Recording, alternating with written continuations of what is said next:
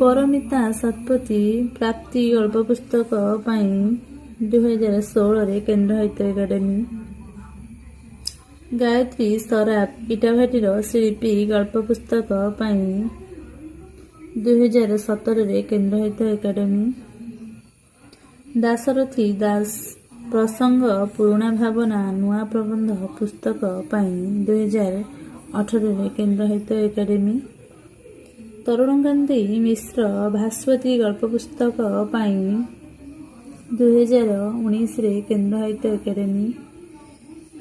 यशोधरा मिश्र समुद्र कूल घर गल्प पुस्तक 2020 केन्द्र साहित्य एकाडेमी।